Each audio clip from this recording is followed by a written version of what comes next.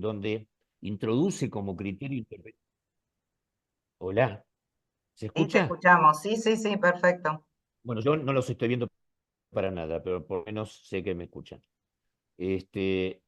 Introduce con un criterio de análisis hermenéutico, de razonabilidad y de armonización de todas las ramas del derecho. Yo creo en esto.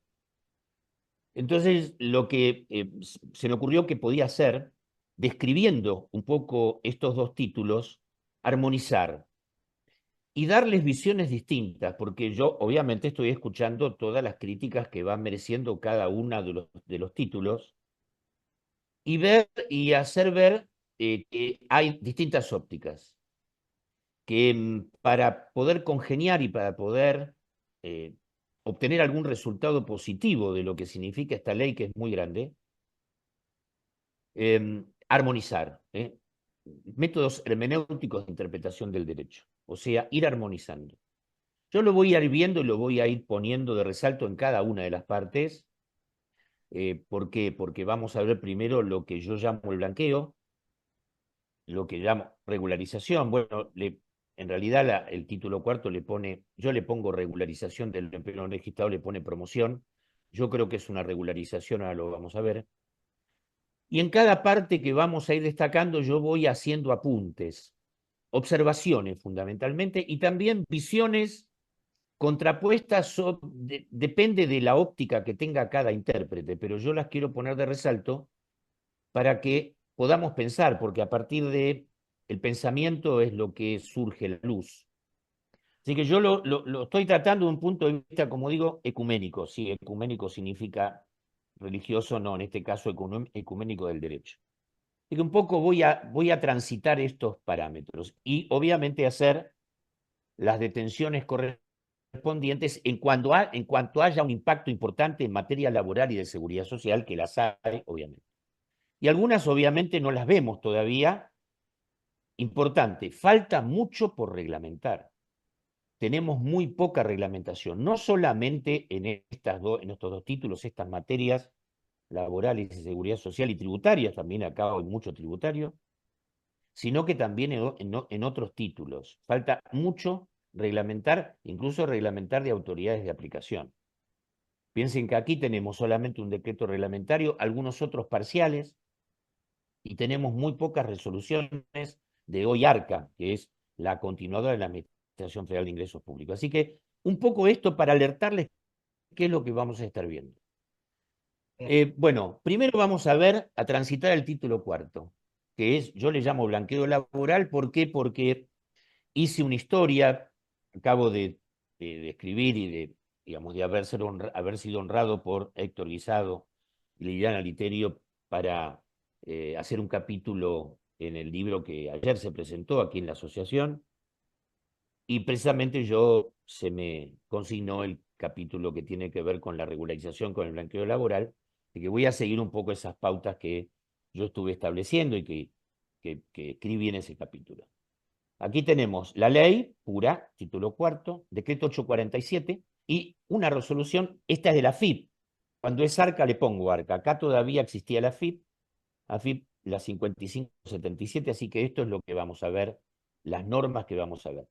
Hay muchas cuestiones de orden descriptivo de las normas en sí, porque hay que recorrer las normas para conocer, porque el conocimiento es lo que nos va a dar la oportunidad de análisis, no cabe duda.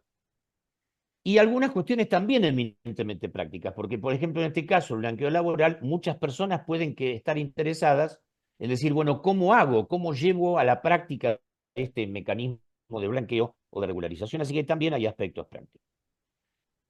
Primero, entender cómo viene la cuestión y qué es lo que pretende. Aquí ya en todo esto que estamos hablando está incorporado lo que es ley, lo que es decreto reglamentario en todos los aspectos que lo reglamenta, y lo que es también reglamentación, que en este caso, como digo, fue la desafío. Así que ya está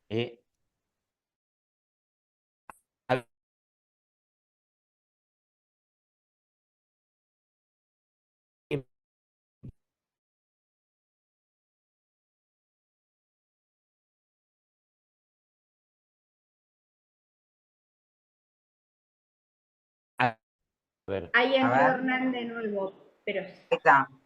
Bueno, a ver si puedo ahora A compartir. ¿Se ve ver, ahora? ¿Se no ve y te se ves. escucha? Se te escucha, pero no se te ve.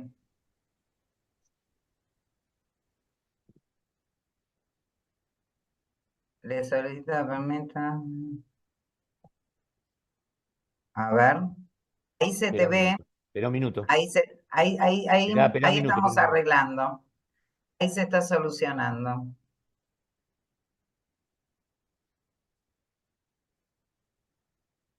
¿Se ve ahora? Se ve perfecto. Se ¿Se te ve el power escucha ahora? perfecto. ¿Sí? Bueno, este es el que yo decía. Cuando decía en negrita, regularización de relaciones iniciadas con anterioridad al 5 de julio. Por eso puse en negrita, vigentes a la fecha de adhesión al régimen, que expliqué qué quería decir esto y la situación especial y compleja de vigentes a la fecha de adhesión al régimen. Deberá efectivizarse dentro de los 90 días corridos a partir y termina el 24 del 12 y también hice ya la disquisición que es una fecha inicial, puede ser prorrogado obviamente, si no tiene el éxito que tenga que tener. Claro decir que desde el primer antecedente más antiguo, que fue precisamente con la ley 24.013 del año 92, que no hubo ninguno de estos que fuera exitoso. La 24.476 no fue exitosa respecto de la posibilidad de regularizar relaciones, la posterior tampoco, y esta, bueno, recién empieza, así que no sabemos todavía cuál será el efecto, pero los anteriores mecanismos no fueron exitosos. Así que, bueno, eso valga decirlo para tener una aclaración del tema. Decía que relaciones de empleo privado lo que hizo fue definir al sector público, excluyendo artículo octavo de todos los organismos mencionados en el artículo octavo, que es el sector público, donde inclusive están las empresas del Estado. En la última versión, digamos, en el último intento, que fue la 24.476, las empresas del Estado estaban incluidas, con participación estatal mayoritaria o minoritaria, porque están todas en el octavo, ahora no están, con lo cual es sector público. Las empresas del Estado, aunque sea con participación minoritaria del Estado, son sector público. Así que no están activadas como sujeto posible. Y empleo privado, todo el empleo privado sí, porque había dudas respecto de lo que significaba los estatutos especiales como, en todo caso, estatuto semicerrado, la 22.250, régimen de la construcción, y el estatuto cerrado, el estatuto especial de 26.727, ley de trabajadores agrarios, están incluidos. Vamos a ver ahora cuál es el efecto de su inclusión, pero no tiene todos los beneficios o efectos que habíamos descrito. Y por supuesto no lo decía, esto la ley no lo especificaba, sí la reglamentación volvió a excluir a casas particulares 26.844, lo que de acuerdo a mi criterio es un error garrafal, porque no hemos tenido posibilidad de regularización de relaciones de trabajadores de casas particulares, y es el sector más castigado, es el que tiene mayor cantidad de empleo no registrado. Lo vuelven a sacar porque hay, digamos, inclusive normativa donde se entiende que no son empleadores, sino que son dadores de trabajo. La mención de dadores de trabajo implica que los empleadores son más bien empresas, lo cual no es así, pero bueno, este criterio de excluir a uno de los sectores más castigados y que merece más protección por las normas laborales, que es el sector de casas particulares, pero está específicamente excluido. Bueno, ¿qué significa regularizar? Hay dos cuestiones fundamentalmente, o tres cuestiones que significan regularizar. Una relación no registrada directamente, nunca ha sido registrada, o sea, empleo en negro, para ponerlo en términos más barriales. O situaciones intermedias, registración de la fecha de inicio incorrecta, registrarlo después, sabemos perfectamente, los laboralistas esto lo saben de memoria, registrar la relación después de su inicio real, o lo que significa la remuneración, los aspectos remunerativos, rectificar la remuneración, rectificar la fecha de ingreso real, a llevarla hacia la fecha real de ingreso que se supone anterior, y la relación totalmente no registrada. Estos son los 3 parámetros.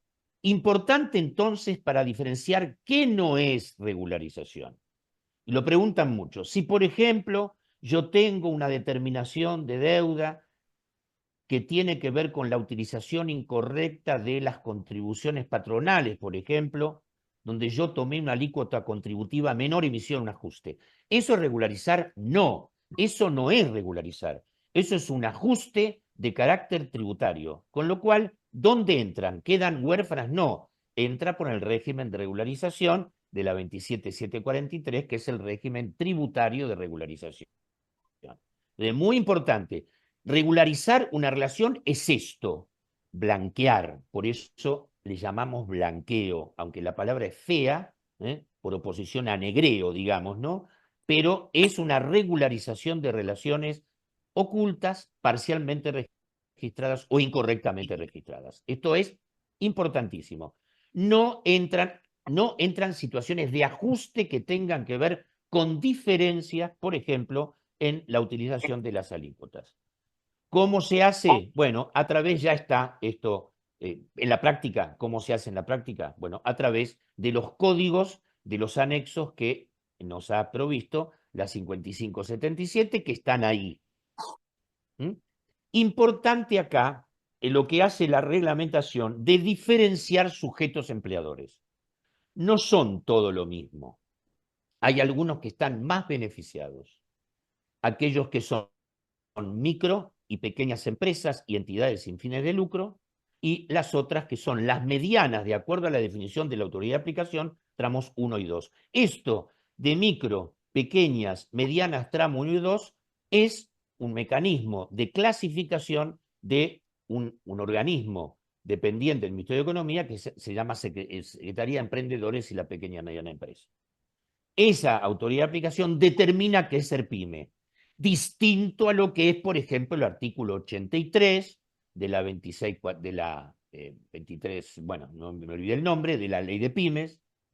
Distinto es, esto es solamente un mecanismo de clasificación que interpreta el Ministerio de Economía, que sirve para muchas cuestiones, sobre todo tributarias, pero acá lo plasma y lo lleva a diferenciar situaciones respecto del tipo de sujeto. Sujetos en general empleadores, sujetos que son micro y pequeñas empresas y entidades sin fines de lucro, a las que menciona, y también lo que son medianas, tramo 1 y 2, que están caracterizadas por el monto de facturación. Por supuesto, también prevé otro de los temas. Si yo estoy permitiendo rectificar la remuneración, bueno, y sabemos perfectamente, y esto lo vamos a hablar otra vez, y ayer se tocó en la presentación del libro, sobre el libro de sueldos digital, quienes tienen que la obligatoriedad de mantener el libro de sueldos digital de acuerdo a la normativa específica de la AFIP, y entonces también habrá que rectificar la remuneración con los códigos pertinentes. Y esto es lo que hay que hacer. Y obviamente, una vez que la relación está regularizada, a partir del devengado julio, y se tendrán que presentar las obligaciones determinadas a partir de ese momento. Por supuesto, yo voy a tener que, al regularizar, me va a pasar algo con las obligaciones, que ahora lo vamos a ver. Me va a pasar algo con las obligaciones. Voy a tener algún efecto respecto de las obligaciones devengadas porque yo pude haber regularizado relaciones muy antiguas, con lo cual aquí sí vamos a ver qué pasa con las obligaciones. Por supuesto, ya está previsto cómo se utiliza, es un mecanismo de regularización a través de las declaraciones juradas del empleador, que tiene 2 versiones, una versión más amplia, que es SICOS, y una versión más, digamos, la de mayor difusión, que es online, y hay que introducirlo, hay que rectificar las declaraciones juradas. O sea, la regularización implica rectificar las declaraciones juradas incorporando los conceptos que regularizo. Y por supuesto, los obligados al libro digital tendrán que seguir las instrucciones. El libro digital tiene un micrositio especial ahora en Arca, donde yo tendré que seguir esas situaciones que tienen que ver con la regularización. ¿Qué me condona? ¿Qué es lo que me perdona? ¿Qué pecados me perdona? En principio, yo ya voy a saber, y estoy introduciendo la primera parte, condonación de la deuda de capital e intereses. A mí no me gusta la palabra condonación, la palabra o el concepto condonación va más para las sanciones, porque condonar significa un perdón, una amnistía. Acá es una extinción parcial o total de las obligaciones. Se extinguen las obligaciones en virtud de la norma legal. Entonces, dice condonación cuando tenga, obviamente, origen en la falta de pago de aportes y contribuciones, y acá estamos en seguridad social, que se devengaron producto de estas relaciones ocultas, parcialmente o totalmente ocultas. Por supuesto, acá lo importante es saber cuáles son esas obligaciones. Siempre es capital e intereses. Ahora vamos a ver que otro de los efectos muy claros es la condonación. Ahí sí me gusta la palabra condonación de las sanciones, que es muy importante, que es total, prácticamente total. Entonces, aquí sí es importante entender, a ver si puedo correr esto un poquito para acá. Ahí está. ¿Qué se agregó? ¿Por qué? Porque la ley no tenía el total de los conceptos. Por supuesto, acá sabemos perfectamente que son los que integran la Contribución Unificada de Seguridad Social, Sistema Integrado 24.241, 26.425, Servicio Social 19.72, PAMI conocido, el mecanismo del Fondo Solidario de Redistribución, la 23.661, Fondo Nacional de Empleo, que todos integran la CUS, y acá ingresa como reglamentario, obviamente un exceso, lo que tiene que ver con obras sociales 23.660 y lo que tiene que ver con régimen de riesgo del trabajo. Esto evidentemente fue una negociación, esto también entró en la 26.476 del 2008 y en todo caso se preguntan un poco qué sentido tiene, digamos, condonar o extinguir deudas. En realidad el sentido es, bueno, como esto estamos hablando del pasado, y el sistema más activo es el sistema de salud, y que son prestaciones dinámicas, momentáneas, y que yo gozo esas prestaciones en la medida que estoy regularizado, si nunca estuve regularizado no gocé de las prestaciones. Entonces, que abrir la posibilidad de reclamo posterior era como muy fuerte y por eso decidió la reglamentación incluirlas dentro de los conceptos que van a ser extinguidos total o parcialmente, según vamos a ver ahora. Y acá está la definición de sector privado. No están incluidas los aportes y contribuciones a los sistemas de alícuotas adicionales. Entonces, claramente, ¿está incluida la posibilidad de la 22.250? Sí. ¿Está incluida la posibilidad de regularizar trabajadores de la 26.726, empleadores que regularicen trabajadores de 26.727? Sí, pero lo que no extingue son las contribuciones adicionales a estos dos sistemas de jubilación especial. Esto es muy importante y es un efecto importante en materia de seguridad social. No están extinguidas aquellas que tienen que ver con aportes o contribuciones de alícuotas adicionales. Doy dos ejemplos, 26.727 y 22.250, régimen especial de la construcción y trabajadores rurales. Bien, muy claro. El sector está incluido, lo que no está incluida dentro del campo de la condonación o extinción de las obligaciones. Y ahí se me trabó otra vez. Bien. Porcentajes de la condonación. No todo se condona. Siempre con esta diferencia. Micro y pequeñas empresas y entidades sin fin de lucro hasta el 90% de la deuda. Capital e intereses. Otros 80 y otros 70. Lo que sí está extinguido en un 100% es lo que tiene que ver con el Fondo Solidario de Retribución, 23.661, y riesgo del trabajo, 24.557. Entonces, todo lo demás, diferenciación en función de la calidad del sujeto empleador. Micro, pequeña empresa, entidad sin fin de lucro o tramo 1 y 2. Bueno, modalidad de la cancelación. Por supuesto, como a mí me condonan o me extinguen la deuda en un porcentaje 90, 70, 80, para poder beneficiarme con lo demás, que ahora vamos a ver lo que es, tengo que regularizar la parte que corresponde. Es decir, si me condonan el 90 o me extinguen el 90, tengo que regularizar el 10. Y ese 10, para que yo lo pueda regularizar, necesito algún mecanismo. Y los mecanismos son dos, o un pago contado o un pago que tiene que ver con, bueno, un régimen especial de facilidades de pago que establece la RG 5577. ¿Quiénes pueden acceder? También lo mismo, sigue diferenciando lo que tiene que ver con estos sujetos, mediana, tramo 1 y 2, con distintos porcentajes, hay un pago a cuenta. Lo importante, ¿qué tipo de deudas puedo incluir? Controvertidas en sede administrativa, contencioso administrativa y judicial. O sea, que también puede ser que yo haya tenido en algún momento una determinación de deuda porque entendió en todo caso el organismo fiscal, en ese momento la AFIP, que determinada relación era una relación oculta y tengo una determinación de deuda. Ahí sí, no es ajuste de diferencia de contribuciones, sino que la relación entendió la autoridad de aplicación que estaba oculta. En ese caso puedo acceder, en ese caso puedo acceder. Abstención y 2 mecanismos de bloqueo. Se abstiene, tiene que abstenerse la autoridad de aplicación de determinar de oficio y aplicar sanciones por los mismos conceptos comprendidos y situaciones comprendidas, y también le da como un bloqueo impositivo, porque dice, a ver, si hay relación oculta, hay una relación no registrada, seguramente tuvo que haber pago de salarios. ¿Y el pago de salarios cómo fue? Obviamente tan negra como la relación. ¿Y de dónde vino eso?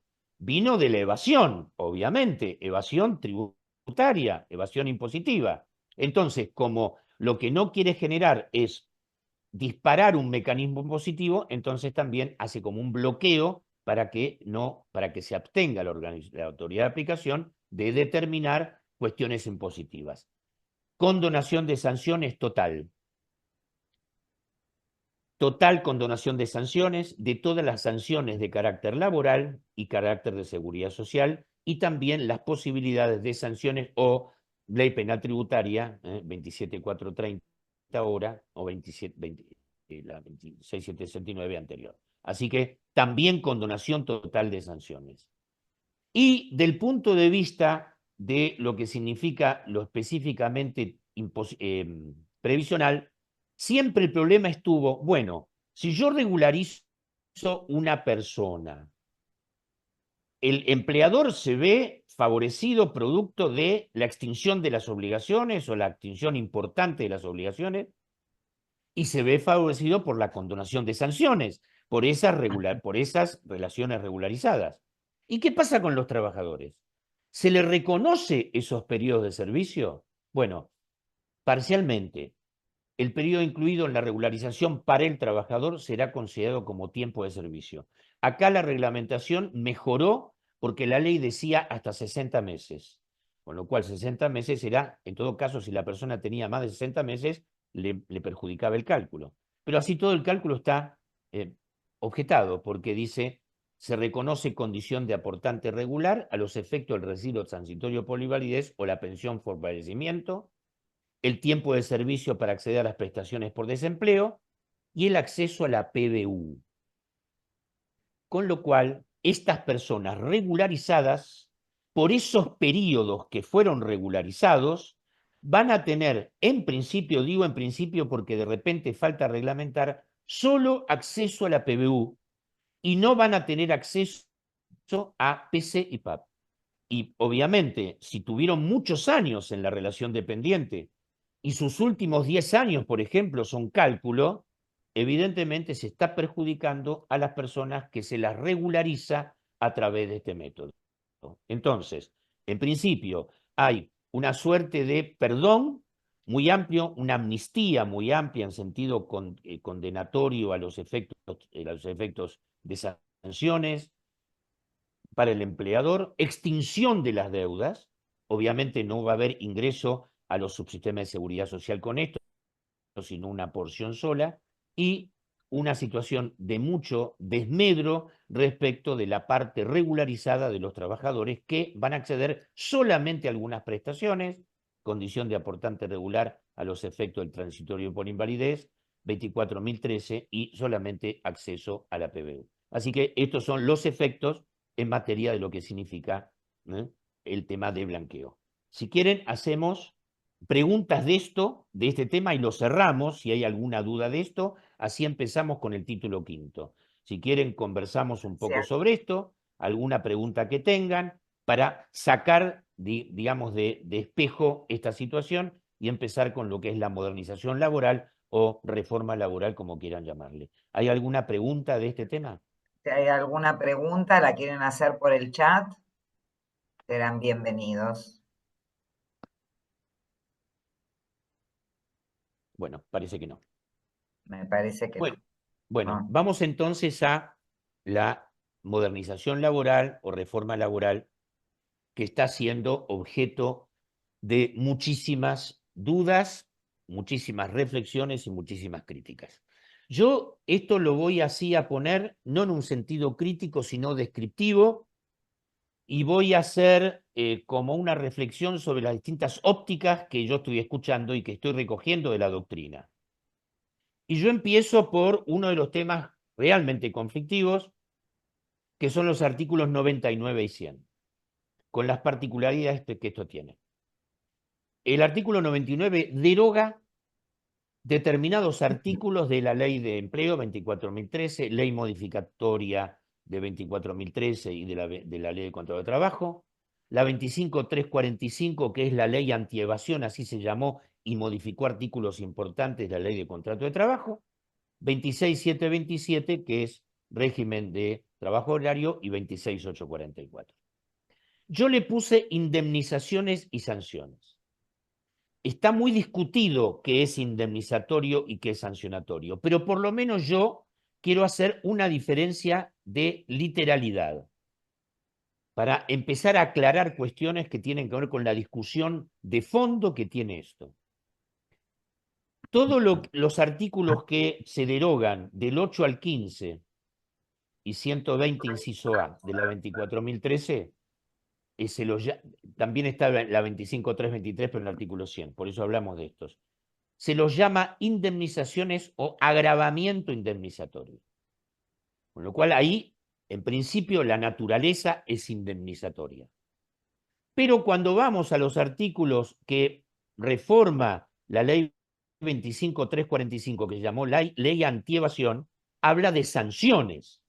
Ya tenemos una naturaleza distinta entre lo que son las indemnizaciones del agravamiento indemnizatorio de la 24.013, artículos 8 a 15, y las sanciones punitivas o los mecanismos punitivos de la 25.345. Esto para entender que estamos hablando de cosas distintas y que en todo caso la discusión es la naturaleza jurídica de estos institutos.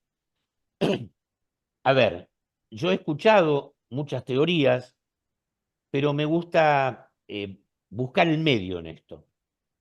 Lo que salió de la 24.013 y que están caracterizadas como indemnizaciones estaban en el marco de la ley de empleo. Y más o menos la doctrina y la jurisprudencia se ha puesto de acuerdo a que de alguna forma esas indemnizaciones, esos agravamientos, lo que estaban tratando de reprimir o reprender al empleador por haber tenido, digamos, empleo no registrado. O sea, que eran de alguna forma punitivas. Si bien su mecanismo es indemnizatorio, eran de alguna forma punitivas. Pero las 25.345 son punitivas, claramente son sanciones. Y acá entonces lo que se discute claramente es, estos son cada uno de los artículos descriptivos, y también está el artículo 100, que también son indemnizaciones agravadas. Todo esto tiene que ver con, me parece a mí, la naturaleza jurídica de estos institutos. Y obviamente otra cosa que es la que se está discutiendo es, bueno, habida una ley que lo que hace es derogar esos institutos, sea cual fuera la naturaleza, que ahora vamos a ver un poco más. ¿Para cuándo opera? ¿En cuál situación temporal? ¿Cuál es la temporaneidad de estas derogaciones? Obviamente, hacia el futuro no cabe duda. Las leyes están para regir al futuro. Pero se aplica a las situaciones que están en existencia, a las situaciones sobrevinientes. Esta es la gran discusión y se está manteniendo esta discusión en el ámbito de la justicia. Vamos a recorrer algunos fallos y a ubicar, digamos, un poco la sensación que se va teniendo a través de la comparación.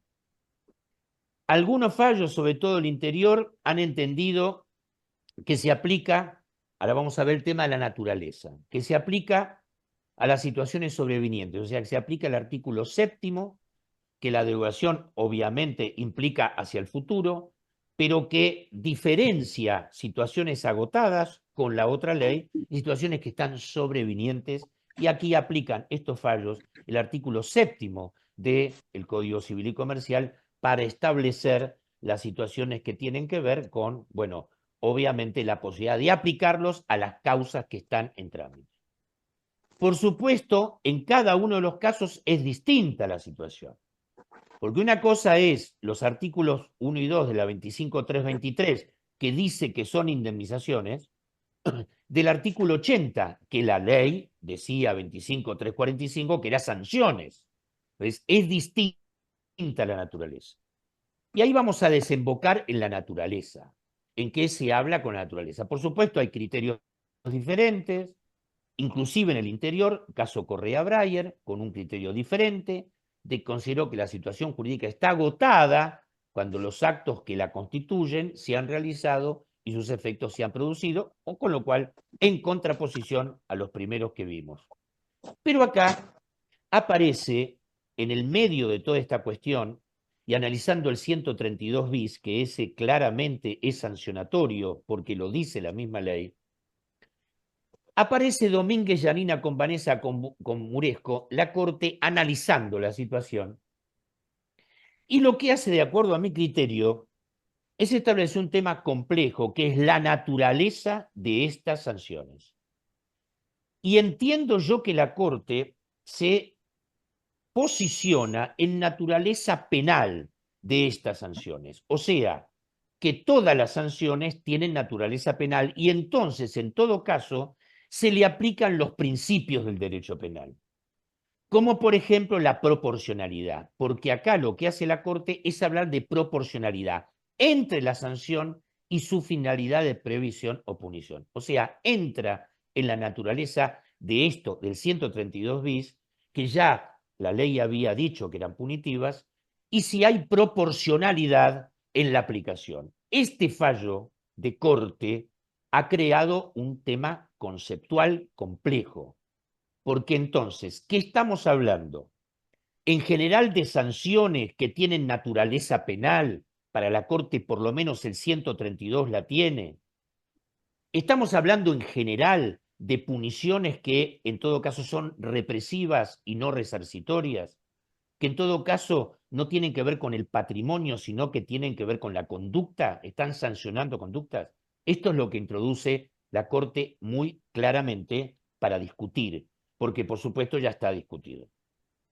Fallo Paulucci de la Sala 2 de la Cámara del Trabajo, muy interesante verlo porque el fallo es muy complejo, tenía muchos matices en la sentencia, pero después el demandado interpone de alguna forma un recurso de reposición y pide que se aclare qué pasa con el 132, porque casualmente el 132 también. Entonces ahí, en una sentencia interlocutoria, la doctora García Bior hace un análisis, porque la llaman a hacer el análisis fundamentalmente, y dice que las sanciones establecidas en la 25.345 no tienen naturaleza penal, o sea, se contrapone con lo que significa la doctrina de la Corte en Domínguez, no acoge obviamente el fallo de Domínguez con Muresco, y no es uno de los casos que aplique a consecuencias de relaciones jurídicas existentes, o sea, las situaciones del artículo 7º del Código Civil y Comercial, y también entra en otro tema complicadísimo. Esto se va a seguir discutiendo por mucho tiempo. Si estas sentencias o estas expresiones son declarativas o constitutivas, y ya se ubica en una situación de declaración en las sentencias laborales, cuando hay otros que piensan que son constitutivas, porque hasta el final de la cuestión todavía hay discusión. Esto, que es un tema complejo, que inclusive ayer lo vimos, tenemos la opinión valiosísima de Héctor Guisado, de Liliana Literio, va a ser un tema que se va a seguir discutiendo. ¿Qué va a generar esto? De acuerdo a mi criterio, alta litigiosidad. Seguramente va a generar alta litigiosidad, discutiendo naturaleza penal o laboral, discutiendo aplicación temporal y discutiendo todo lo que la Corte entendió respecto de lo que significa poner este parámetro. Seguramente esto correrá mucha agua abajo de los puentes, pero es una cuestión que no está definida. Hay a diferentes opiniones, todas respetables, pero yo lo que quería poner, sin tomar una posición, ver qué es lo que se está discutiendo para que quede claro. En cuanto a registración, bueno, aquí registración lo que hace de alguna forma, de acuerdo a mi criterio, es traerse lo que ya había pasado, porque desde el año 93 que se está digitalizando sobre todo la registración. Y cuando hablaba de la 24.013, lo que tiene que ver con los registros laborales y de seguridad social. Y los registros de seguridad social lo que han hecho es incorporar muchas cuestiones. Sabemos perfectamente que en seguridad social se registra alta y baja temprana, registro, mi simplificación, mi registro, está incorporado con la declaración jurada del empleador y está incorporado ahora con el libro de sueldos digital, o sea, se avanzó mucho en materia de registración, con lo cual en realidad lo que está haciendo en tenor general es, bueno, convalidar los registros de carácter informático o los registros de tipo digital, que tienen todas las connotaciones, pero aparte, cuando la 24.013 en su primer párrafo decía laborales y de seguridad social, con lo cual está convalidando y actualizando, incorpora medios electrónicos. Y para mí el tema más complejo aquí, y que de alguna forma el artículo primero del anexo 2 del 847 convalida la aplicación del libro de sueldos digital. Esto obviamente está altamente discutido. Hay colegas que opinan que en realidad es en todo caso obligatorio para los que están nominados en materia de registración de la seguridad social, que es un libro de sueldos digital de seguridad social y que no ha perdido vigor ni valor el libro artículo 52, que debe seguirse llevando, y aquí obviamente no todos los empleadores, y esto sí es verdad, no están obligados al libro de sueldo digital, lo cual obviamente recién una parte de los empleadores. Así que acá lo que queda discusión, y se va a seguir discutiendo, si el libro de sueldos digital reemplaza, del punto de vista de lo que es registral, al libro de sueldos del artículo 52. Hay quien piensa que sí, hay quien piensa que no. Pero es lo que queda pendiente en materia de registración.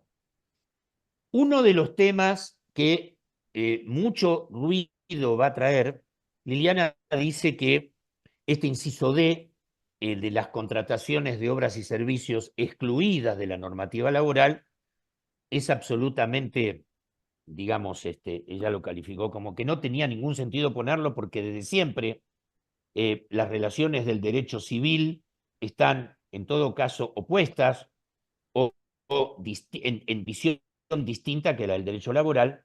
Yo en todo caso quiero explicar o ver por qué se pusieron. ¿Cuál es la razón para que se han incluido? Sí es verdad que hay una clara diferenciación, a pesar de que el derecho laboral es derecho privado, obviamente, entre lo que son relaciones laborales y lo que son relaciones del Código Civil y Comercial, sobre todo, obviamente, después de la modificación del Código Civil y Comercial vigente a partir del 1 de agosto, donde entraron muchas variantes contractuales. Yo lo que creo que se quiso hacer acá, más que texto de literalidad, es decir, hacemos introducir la comparación de la autonomía de la voluntad. Este para mí es el mensaje, la autonomía de la voluntad. ¿Por qué?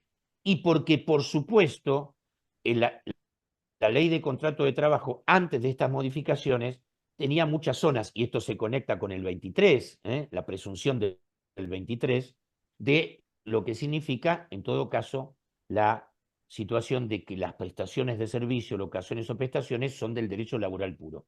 Esto creo que fue, más que una introducción y una diferenciación, fue un mensaje. Porque en todo caso lo que quiso decir, hay que reconocer la autonomía de la voluntad. Y que hay ciertos sujetos que no merecen la misma protección unos que otros. Diferencia, en todo caso, hay un problema de equidad y de igualdad.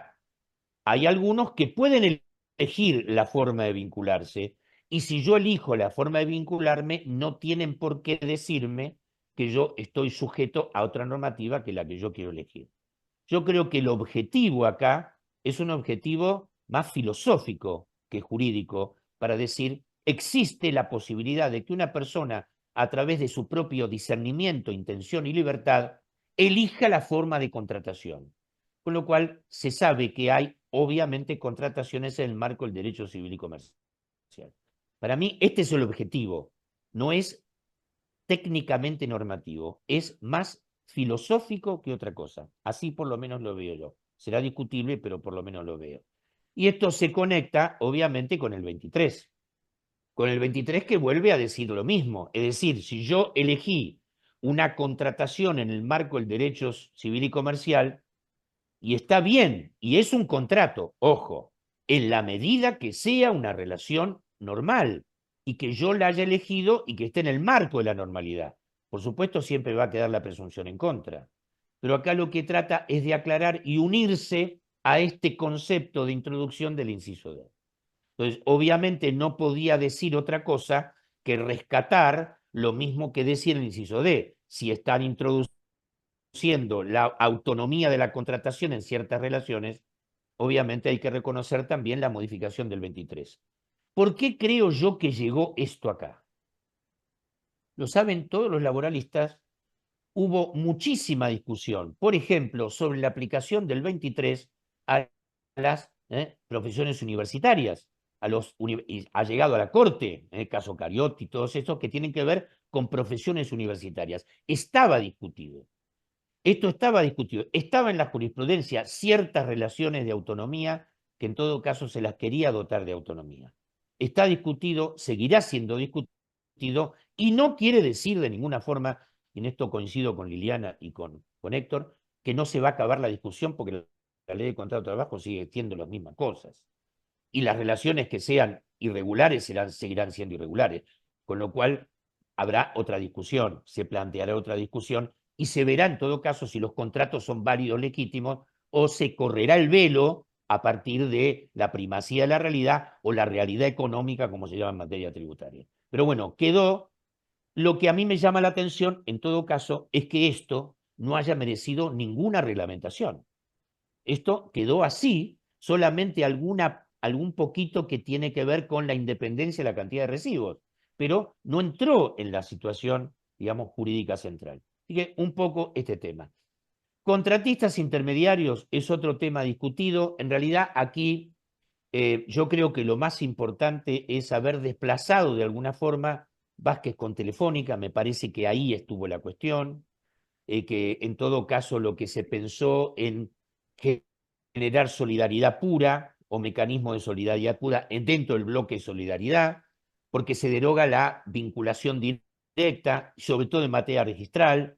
Me parece que acá se ha extendido esto y acá me parece que hay un exceso, porque aparte se permite la posibilidad de retención. Me parece un tema complicado para mucho tiempo. Creo que acá lo que se intentó es dejar solamente la solidaridad y que, en todo caso, reconocer relaciones distintas. Una cosa es el 29, otra el 29 bis, otra el 30, otra el 31. Son situaciones distintas que seguramente se van a seguir discutiendo. Yo no quiero abundar en temas muy complejos, dar un panorama.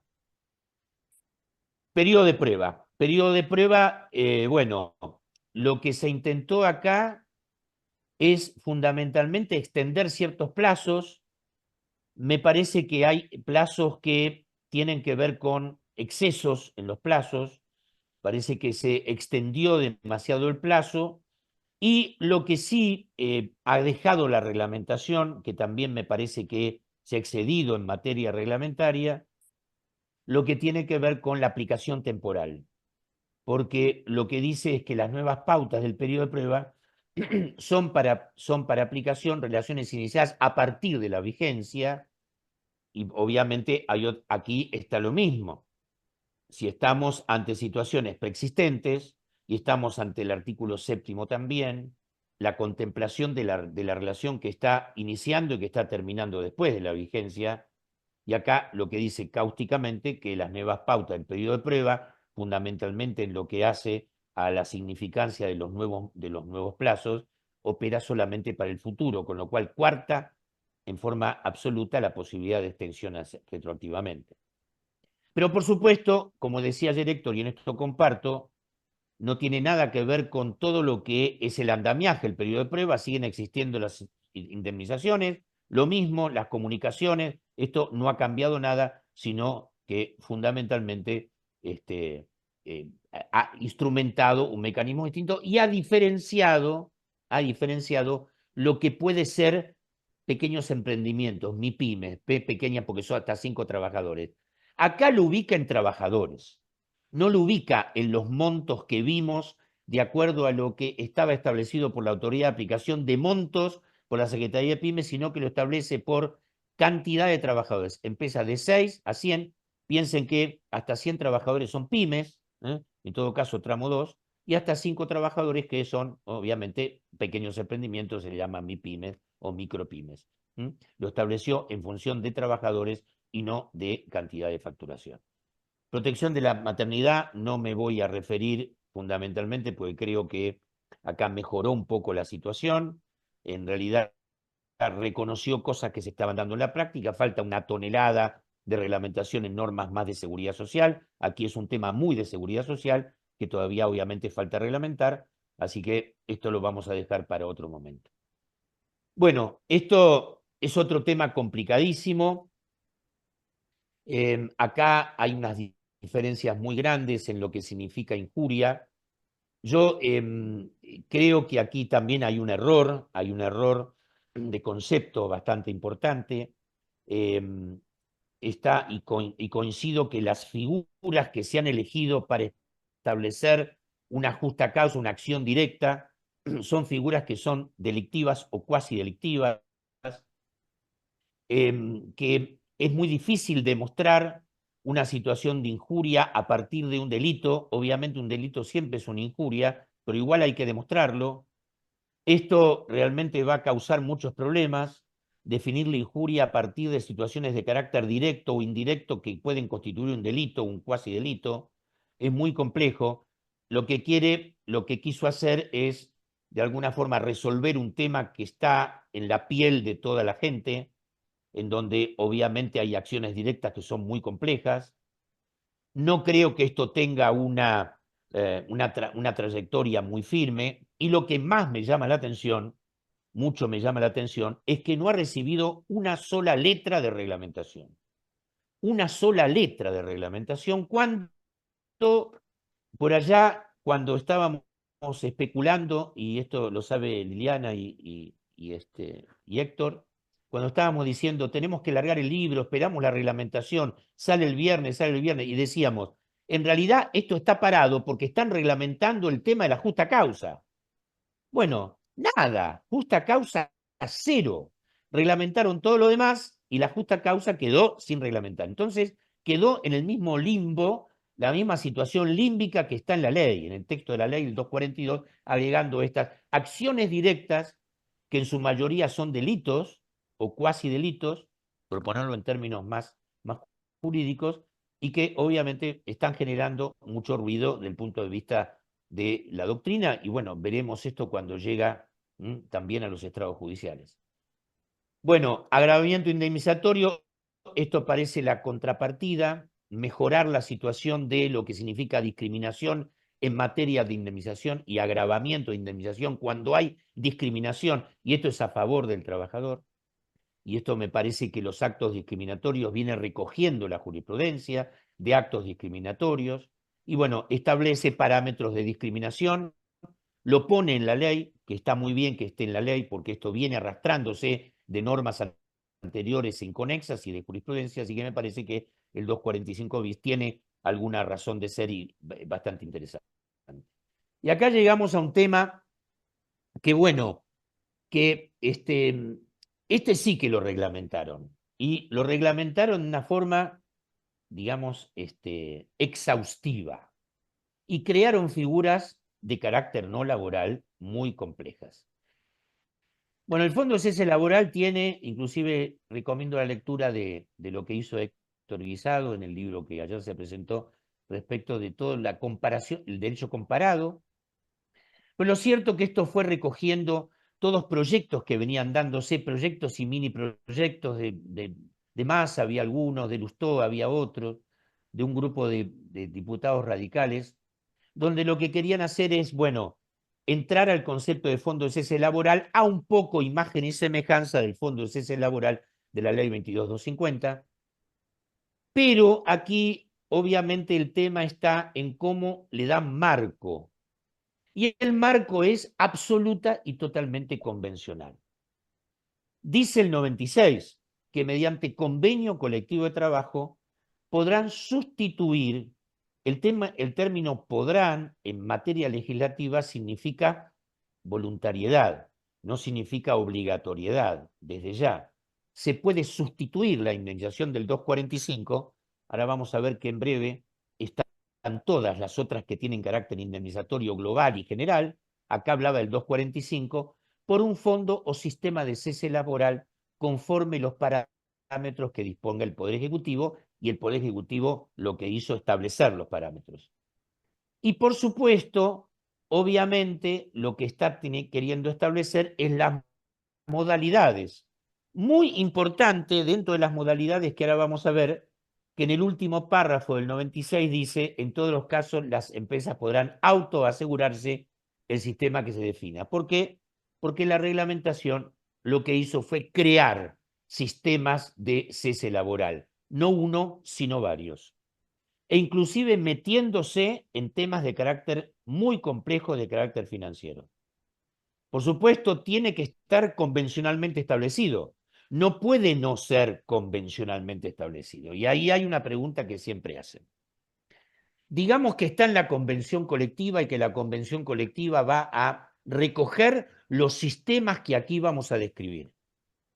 Entonces la pregunta es, si está en la convención colectiva, ¿el fondo de cese laboral es solamente para los convencionales, para los que están en la convención colectiva, o todos aquellos que en todo caso están relacionados con la actividad, sea por empresa, sea por grupo de empresas, y que en todo caso son no convencionales por categoría, por remuneración o por la razón que fuera? ¿No se le aplicaría a ellos? Yo entiendo que se aplicaría igual, porque acá lo importante es lo que el convenio dice en materia de sustituir un mecanismo. Tendría que pedirlo especialmente aquel que en todo caso quiera estar fuera. Ahora, si es convencional y tiene rango convencional, me parece que la convención va a determinar, tendría que determinar situaciones que tienen que ver con zonas grises dentro de la convención colectiva, y esto es muy importante. Sistema de le llama sistema de cancelación individual, sistema de fondo de cese individual o colectivo, sistema de seguro colectivo, de seguro individual o colectivo. 3 modalidades: cancelación individual, fondo de cese individual o colectivo y sistema de seguro individual. Pero no se queda acá. Cada uno de ellos lo describe. A ver, lo describe en la norma. Y las convenciones colectivas podrán recoger uno o varios, podrán recoger todos. Porque en todo caso, si es convencional y es optativo a partir de la sustitución, podrán recoger todas. Sistema de cancelación individual establecerá las modalidades, pero siempre es un acuerdo de partes, trabajador-empleador, a través del sistema de pagos acordados. Obviamente, cada convención colectiva, si va a tomar como ejemplo la cancelación individual, tendrá que establecer el sistema de pagos acordados, a menos que por normativa reglamentaria, en el caso de cancelación individual, se establezca normativamente que es un sistema de pago acordado, que no está definido. Sistema de fondo de cese individual y colectivo. Deberá, aparte, submodalidades dentro de la modalidad. Régimen de cuentas bancarias cese laboral, régimen de fondos comunes de inversión, régimen de fideicomiso financiero de cese laboral. Fíjense la situación financiera compleja de establecer un sistema de fondo de cese individual o colectivo, porque puede ser individual o colectivo, a través de un régimen de fideicomisos financieros. Acá hay que establecer un fideicomiso, tiene figuras, tiene fiduciante, tiene fiduciario, tiene fideicomisario, tiene beneficiario. ¿Y puede haber administradores? Sí. ¿Quién va a ser el administrador? ¿Quiénes van a administrar esos fideicomisos? Obviamente Si es financiero, van a ser entidades bancarias. ¿Quién va a, en todo caso, nombrar las entidades bancarias? ¿O quién va a nombrar los administradores fiduciarios? Esto obviamente no está previsto, está previsto un régimen. Estamos hablando de fondos comunes de inversión. Es una ley la ley de fondos comunes de inversión. ¿Quién va a ser la entidad administradora del Fondo Común de Inversión? ¿La entidad sindical? ¿La entidad empresaria? ¿Ambos dos? ¿Un administrador? Entonces, me parece que se han metido con la reglamentación en un terreno absolutamente resbaladizo y complejo, sobre todo en materia financiera. Ustedes no saben la complejidad que tienen los regímenes de fondos comunes de inversión y los regímenes de fideicomisos financieros, que en este caso van a ser de cese laboral. Porque aparte, si estamos hablando de fondos comunes de inversión, ahí hay renta. ¿Por qué? Porque tiene títulos. Entonces yo aseguro la parte indemnizatoria. Y si tienen renta, ¿de quién es la renta? ¿Es de los trabajadores? ¿Es por mitades? ¿Es de la administración? Entonces, no solamente en un fondo común de inversión hay aseguramiento del mecanismo de sustitución indemnizatorio, hay renta de vengada. ¿Y si se pierde? ¿Y si yo invierto en fondos comunes de inversión con títulos y se pierde y desaparece el fondo? Entonces, me parece que se han metido en un conflicto muy complejo. Me parece que también tiene alguna identidad. Me parece que aquí va a haber algunos negocios importantes de carácter financiero que no sé por ahora quién los aprovechará, pero de una gran complejidad, sobre todo por los instrumentos financieros que han puesto. Y bueno, sistema de seguro individual o colectivo, este es el que autoasegurar, que dice ahora, y obviamente acá va a tener que intervenir entidades aseguradoras. ¿Qué serán? Entidades aseguradoras privadas, públicas, semipúblicas, o sea, queda un campo enorme para reglamentar. Y terminando con estas figuras, noveles, también figura discutida, compleja, el que llamamos autónomos con colaboradores. Yo aquí voy a aportar mi visión, acá voy a aportar mi visión porque de alguna forma lo tengo trabajado el tema. Yo lo que hice acá, establecer la situación de cómo sería la figura. ¿Por qué? Porque es una figura nueva. Está dentro de la ley 27742, es un artículo, es el artículo 97, se lo denomina autónomo con colaboradores, y para mí el mismo nombre indica la falla. Para mí no se quiso decir eso, se quiere decir otra cosa. Para mí se quiere decir situaciones de carácter asociativo, no donde hay uno que, en todo caso, que pone el capital y otros ponen la labor, como una sociedad de capital-industria. No sería esto, porque aparte no tiene aspecto societario. Me parece que hay un error de calificación de nomen iuris. ¿Por qué? Porque analizando lo que está estableciendo el mismo artículo, el 97, que yo lo separé en párrafos para analizar cada párrafo, con más la reglamentación del 847. Y dice, se podrá contratar hasta con otros 3 trabajadores independientes, llevar adelante un emprendimiento productivo y acogerse a un régimen especial unificado. Obviamente, esta palabra régimen especial unificado no está definida, ni siquiera está creado, porque como vamos a ver, recoge como régimen especial 2 regímenes, el régimen autónomo o el régimen del monotributo. Como son trabajadores independientes, no hay otra posibilidad por ahora. Si se cree un régimen distinto, hay que crearlo. Ahora, me parece que la intención es definirlo. Régimen especial unificado. No existe en la normativa un régimen especial unificado. Existen en materia de trabajo independiente el régimen de trabajadores autónomos como rector y la posibilidad del monotributo como optativa.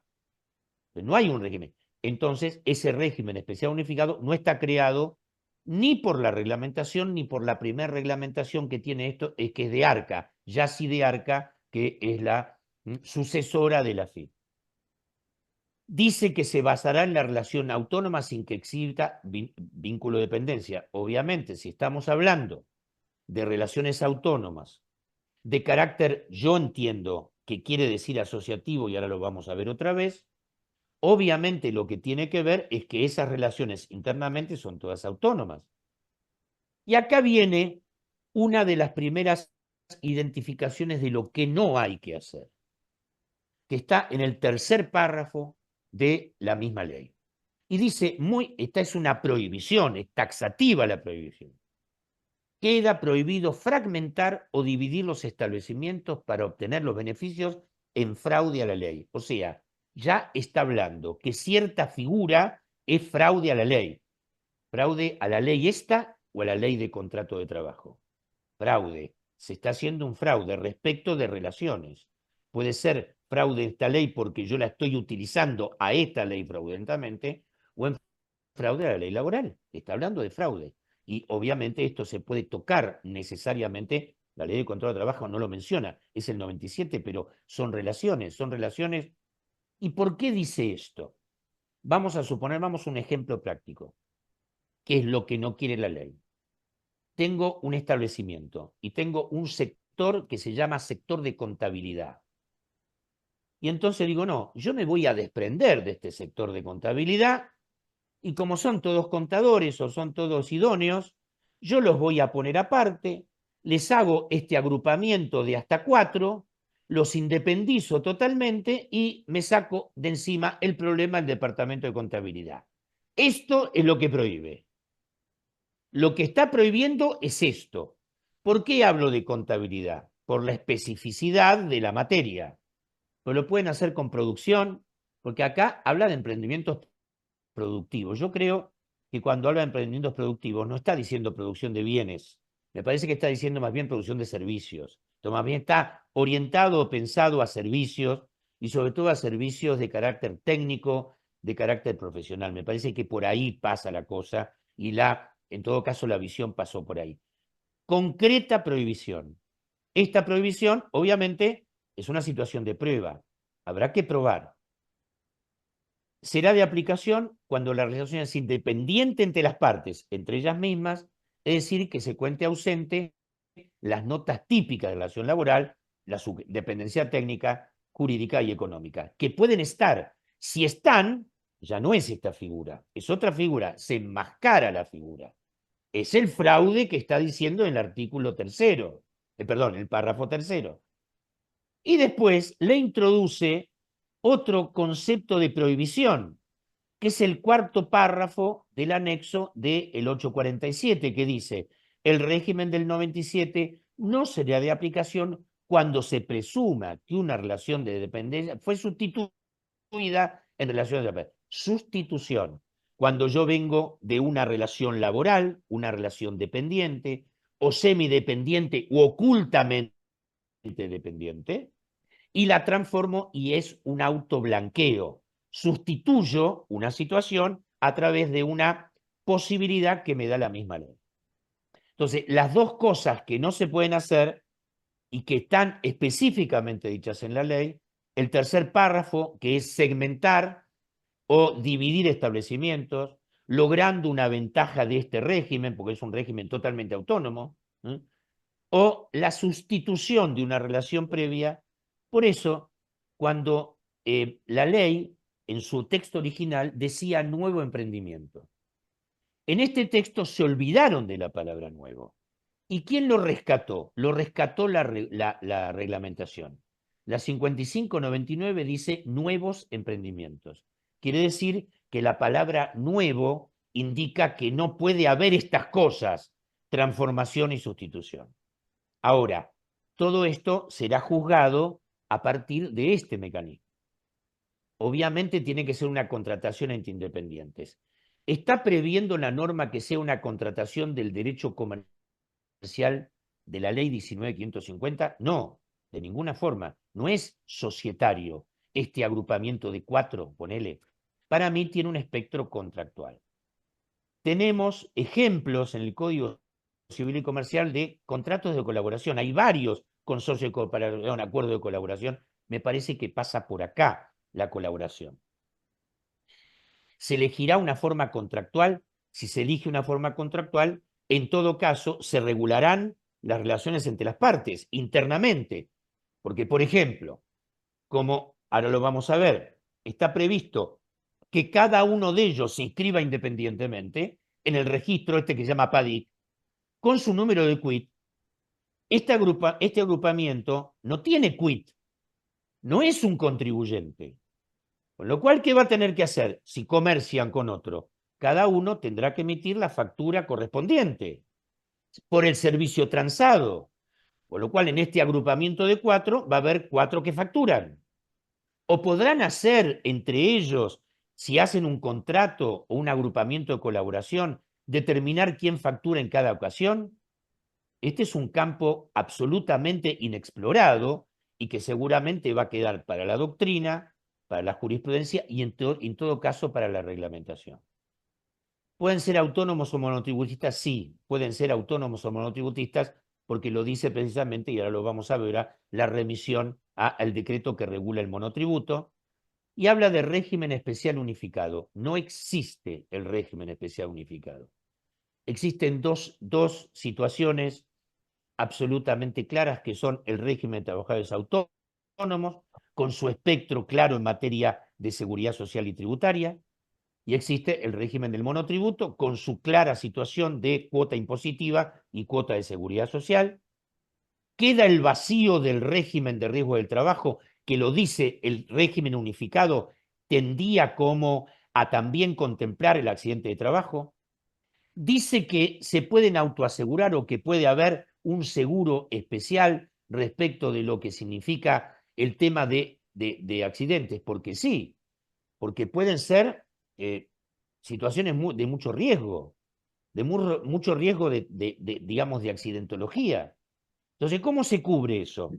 Y habrá que cubrirlo en todo caso con un seguro de accidentes personales de cada uno de los autónomos. Y los seguros de accidentes personales, ¿son baratos o son caros? Son carísimos.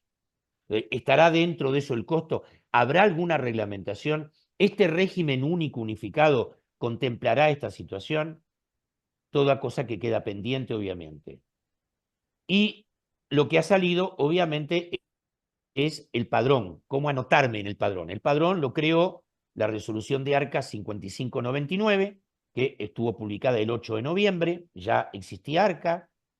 Este es un padrón que está dentro de la página de la AFIP, es un servicio dinámico dentro de la página de la AFIP. Dice la reglamentación cómo hay que inscribirse, da algunas pautas y algunas bastantes curiosas, como por ejemplo, se tiene que escribir el emprendimiento y tiene que poner un nombre de fantasía. O sea, hay una identificación de nombre de fantasía. Si estamos hablando del departamento contable se puede llamar Luca Paciolo, que fue el descubridor de la contabilidad, en el año 1464, y tiene que tener un nombre. Pero aparte, cada uno de ellos, de los integrantes del grupo, tiene que inscribirse con su quit. Y aparte tiene que comunicar si se desafecta de ese emprendimiento. Ahora, ¿el emprendimiento tiene un número de quit? No, tiene un número de registro PADIC. O sea, el registro PADIC va a decir, Luca Pacioli es el registro número 123.427, integrado por Juan, Pedro, Andrés y María. Y Juan, Pedro, Andrés y María tiene cada uno su quit. ¿Y cómo se organizan? Bueno, se tendrán que organizar internamente, porque aparte, como son autónomos, ninguno de ellos va a llevar contabilidad, ni libros de sueldos.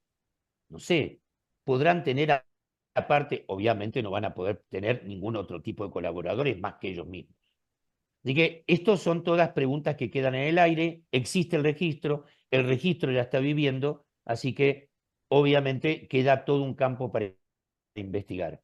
Y aquí está lo que decíamos de los trabajadores independientes, podrán contar con un sistema de cobertura de accidentes personales porque como precisamente no se ha creado de ninguna forma ese registro único o ese sistema único, obviamente quedó en el aire. ¿Por qué? Porque los autónomos y los monotributistas están cubiertos a partir de lo que significa la normativa con los ciertos regímenes de seguridad social. Sobre todo el monotributo. El monotributo tiene régimen de obras sociales. Pero este ente, esta nueva agrupación, este mecanismo de colaboración, tiene una forma de obtener ciertos beneficios? No, porque es un ente, no es una situación de carácter social, no es societario. Así que bueno, la clara definición de que entran monotributistas está precisamente en la remisión al artículo 12 del decreto 661, que dice que podrán intervenir los monotributistas en el artículo 97. Y bueno, y para finalizar esto, quiero dejar una reflexión de este mecanismo. Siempre hay una visión de que las cosas se pueden utilizar. Y ya te preguntan, ¿viste? Decime, esta figura del autónomo. Digo, mira, acá lo que hay que hacer es primero la hipótesis de evaluación de la relación en cuadre de la misma. Si vos lo que querés hacer es un emprendimiento nuevo, y se te ocurrió, emprendedore en italiano quiere decir empresario, se te ocurrió hacer un mecanismo de emprendimiento, seguramente podés pensar en la figura, pues la figura es legal, te lo autoriza la ley, hay una ley que te lo autoriza, con lo cual, si te autoriza la ley, debe haber figuras que van a entrar acá. Si vos no sustituís, ni transformás, ni dividís, o sea, no entrás en las provisiones expresas de la ley, seguramente puede haber figuras que pueden adaptarse a este mecanismo. Y ver la resolución de los conflictos desde dos puntos de vista. Y acá puede pasar dos cosas. Y acá estamos en la vía, distinguir las vías de conflicto. ¿Se resuelven situaciones particulares adentro del grupo? Y no, porque de repente los cuatro son independientes o se plantea independientes, pero alguno entiende que está sujeto a órdenes e instrucciones. Con lo cual identifica dentro del grupo alguno que es el que comanda, o el que dirige, o el que establece las normas técnicas. Entonces puede ser que esa persona se sienta atraída incluso a resolver el tema a través de una demanda, con lo cual se crea un conflicto interno. ¿Resuelve este artículo 97 los conflictos internos? Por supuesto que no los resuelve. Son potenciales. Los seres humanos son conflictivos, somos conflictivos. ¿De lo resuelve hacia adentro? No lo resuelve. Puede estar expensa de lo que cada una de las partes interprete. Ahora, y esto levanta la posibilidad de que haya un reclamo por parte de las autoridades de aplicación, no, porque precisamente como la misma norma tiene prohibiciones, la autoridad de aplicación puede entender presumiblemente que se ha entrado en una de esas prohibiciones, que es una sustitución prohibida o que es una división prohibida, y lo puede entender, por supuesto. Entonces reclamará que esa no es una relación independiente y entonces establecerá un mecanismo laboral o de seguridad social para determinar que esa no es una relación a través de la presunción o a través de vías directas donde puede demostrar la relación directa de subordinación adentro del grupo. Entonces, ¿se acaban los problemas con esto? Y no se acaban los problemas. En todo caso, se engrandecen algunos problemas y es una figura que en algunos casos va a poder ser utilizada convenientemente y de repente legítimamente, y en otros casos no va a poder ser utilizada porque va a tener conflictos. Bueno, yo no quiero abundar más, traté de hacer un paneo, un panorama de todo lo que tiene esta ley en sus dos títulos, muy complejos, nos va a faltar un montón de tiempo para hablarlo, pero bueno, quería por lo menos dejarle algunas reflexiones, algunas visiones compartidas y distintas visiones del punto de vista tributario, el derecho civil, del derecho público y el derecho laboral. Bueno, muchas gracias. Bueno, muchas gracias, Daniel, como siempre, muy claro. Y bueno, quizás este tema para que el año que viene podamos hacer alguna otra charla académica, Seguramente. si aparecen reglamentaciones y casos que se nos vayan presentando en nuestro quehacer cotidiano. Eh, no sé si alguien quiere hacer alguna pregunta, si no, damos por terminada esta charla.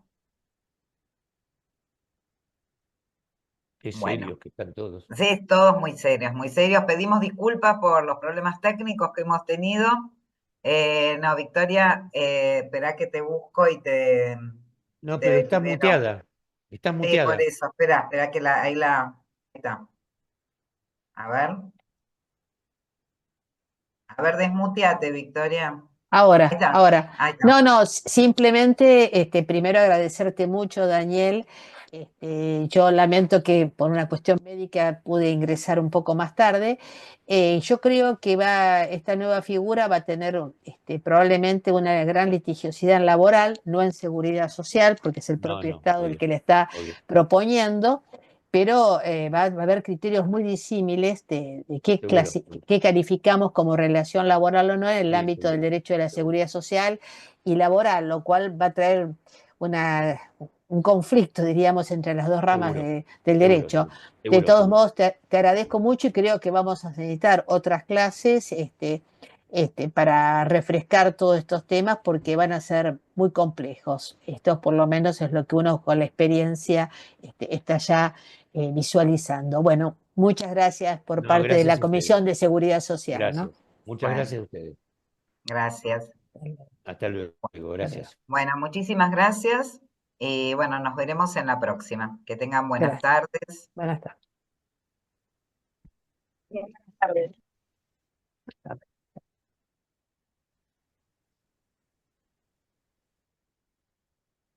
Hernán. Sí, Silvia. Sí, ¿cómo hago para pasarte la, Nada, déjame que la yo te grabación? digo qué es porque yo también estuve grabando. Ahora salí Ah, directamente y te va a decir que la va a descargar, descargarla tranquila. perfecto. Buenísimo. Muchas gracias. Hasta luego. Hasta luego.